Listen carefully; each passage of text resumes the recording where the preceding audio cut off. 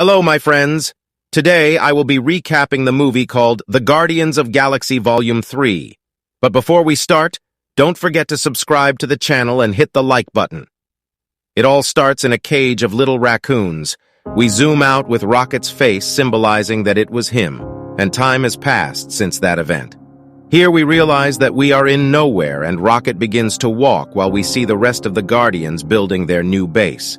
Rocket soon finds his friend Peter Quill drinking at a table because, after the events of Endgame, he lost his Gamora.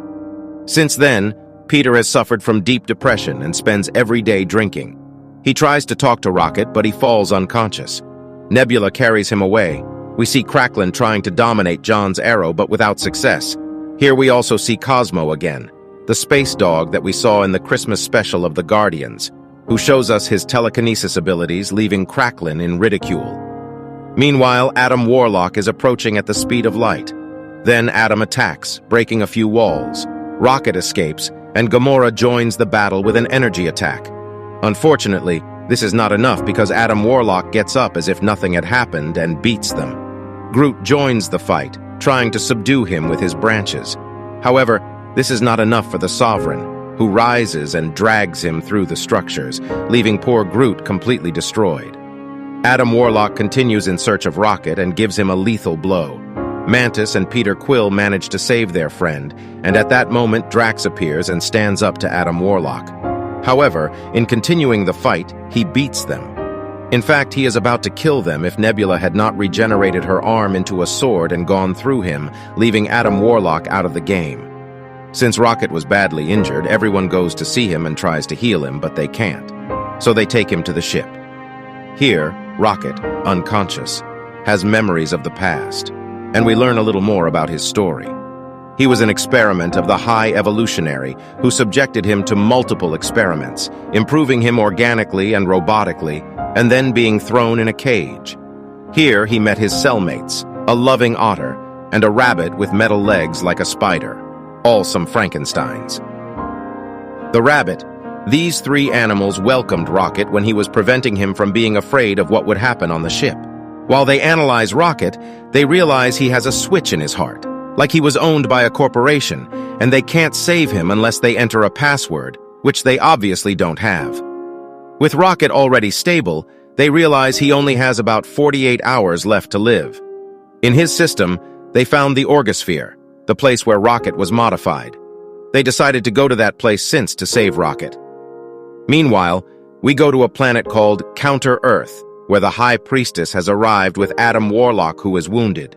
We meet the Evolutionary, who arrives very upset just to ask him if they have captured Rocket. Well, the High Evolver ordered them to capture him and bring him to him, and since they have not succeeded, he calls them useless. He also submits Adam Warlock against the wall and orders him to find Rocket, or else he will destroy all his people. The High Evolutionary was the one who created them. From here, we go to space, where the Guardians have finally arrived at Orgosphere in a beautiful view of space. They will break the shields to enter. In the next scene, we continue with Rocket's flashbacks. We discover how the High Evolutionary taught him mathematics and quantum physics. At one point, he takes him to his laboratory where he shows him the programmed evolution of a turtle over billions of years. We see how in the process, this defenseless turtle evolved into an evil and aggressive being, which seemed like a complete failure to the High Evolver. Well, he was looking for peaceful beings to create a perfect civilization. It's at that moment that Rocket interrupts to tell him that the problem is in the supply of an amino acid that causes the turtles to evolve into violent and aggressive beings. The High Evolutionary impressed with Rock's intelligence. At the same time, the Guardians reach the surface and proceed to make an incision in the structure.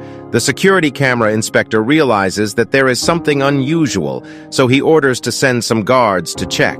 But the guards had already entered and were camouflaged with corporation suits. The guards do not notice anything unusual. Even Peter talks with the leader. So they begin their plan to infiltrate until they obtain the code with which they can save Rocket. They infiltrate on the side while Peter Quill, Gamora, and Nebula go to the command center to make a short-haired woman named Yura give them the file of Rocket. Gamora threatens her with a gun. She is forced to download Rocket's file, but at that moment the alarms are activated and all the guards arrive, cornering them. They have to fight. Mantis uses her charms to make her enemies do what she wants. She tells them while Drax uses brute force. For a moment, it seems like they are winning while Peter, Nebula, and Gamora defend themselves.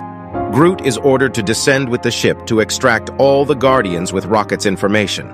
In the middle of the battle that Drax seemed to be winning, the guard shoots him, leaving Mantis worried about the wound. Here it seems that everything is lost, but Peter accesses the system and deactivate all the guards. Groot arrives immediately, and the Guardians escape from there. We are going to continue learning about Rocket's sad story, because by living with his cellmates, they became friends, and they all chose names. The walrus got Toothy, the rabbit was named Floor, and the otter Layla. Of course, here, Rocket was still called P-13, and he decided to name himself Rocket. Peter Quill and the rest of the Guardians observe Rocket's file. Here they find multiple recordings of how he was subjected to different surgeries by the High Evolver, leaving everyone with a stunned look until Nebula says that this is worse than what Thanos did to her. When they investigate the file, they realize that the access code is not there to save Rocket, and that one of the High Evolver's surgeons they found in the Ogroscope surely has it. Peter Quill was too upset about everything the High Evolver had done to Rocket since no one knew. Peter went in search of the High Evolutionary to face him and thus be able to save Rocket, although Gamora reminds him that this is complete suicide. Then we go to the Orgosphere, where Adam and his mom had caught a Devastator who was on the side of Gamora, so they were interrogating him. Adam, with his energy, burns him, making it clear that he is completely useless. However, moments later, his mother responds by pretending to be a Devastator, and Gamora believes it and sends her location. The Guardians finally arrive on Counter-Earth, a planet that looks very similar to Earth. They are surprised to meet genetically modified human-animal hybrids. The lady shows them a ship in the distance where they can find the High Evolutionary's ship. Flashbacks. On the night when Rocket was returned to his cage by the surgeon of the High Evolver, he knew it was the end for him and his friends. So, using the pieces of technology he had collected over time, he built a tool to open the door and free his friends. He told them that ships were at the end of the corridor, and they could now escape and finally be free. However, when he finally freed the otter, the High Evolver shot her, assuming she was going to escape like Rocket. The otter was one of Rocket's only friends, and he screamed in pain and launched himself at the High Evolver, leaving him faceless. Immediately, guards appeared and shot at Rocket, killing the walrus and the rabbit, his last two friends. That day, Rocket lost everything and had nothing else to lose. He escaped between the shots and managed to pilot a ship out of that traumatic place. In the present, Peter confronts the High Evolver. At that moment, a cyborg pig goes in search of Rocket, brutally beating Gamora, and is about to take Rocket. However, before he can do so, Adam Warlock approaches to deliver Rocket to the High Evolver and take the credit to save the Sovereigns from destruction. They fight, breaking the cyborg's brain. At that time, Gamora takes the opportunity to take Rocket under the ship. Explosions appear everywhere, and Adam Warlock wants to go save his mother but is too late. Peter orders Groot to attack, throwing a grenade that destabilizes everyone. With his wooden arms, Groot takes out many weapons and starts a massacre against all the people of the High Evolver, making a very good duo with Peter. While on the surface of Counter-Earth, Nebula, Drax, and Mantis run and jump into the ship before it takes off because their plan was to rescue Peter and Groot. After a tremendous battle, they find the Doctor who has the code to save Rocket. Peter pushes him and launches him into space, and Groot does the same. When they land on Earth, Groot creates fins with his wooden body. Peter removes the memory from the Doctor's head. Rocket flatlines and has a near-death experience. Quill successfully implements the override code and revives him. However, there is a call on the intercom from Nebula, who was with Mantis and Drax in the High Evolver's ship. They thought that Peter was there, but there is no time to talk because the High Evolver arrives and threatens Peter through the intercom that if he does not return Rocket, he will kill his friends. Peter is called Cracklin to help him fight against the High Evolver. However, the Evolver was waiting for them.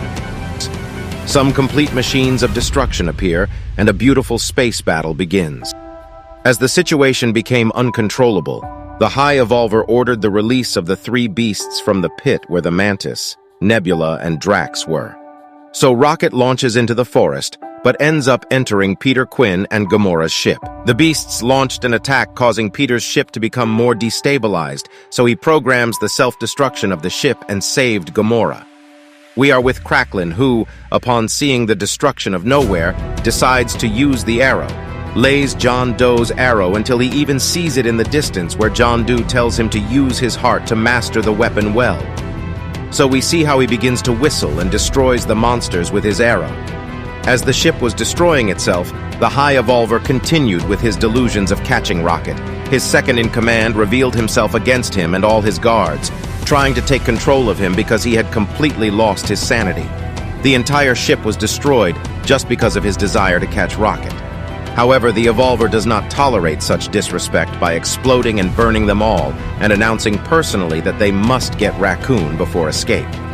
At that moment, Nebula, Mantis, and Drax are reunited with the rest of the Guardians. Brutal battle begins where we see each of the Guardians break bones with their weapons. Nebula and Rocket are in action, and of course, Peter. Now yes, they can finally save the children who were prisoners, as the control zone was totally destroyed.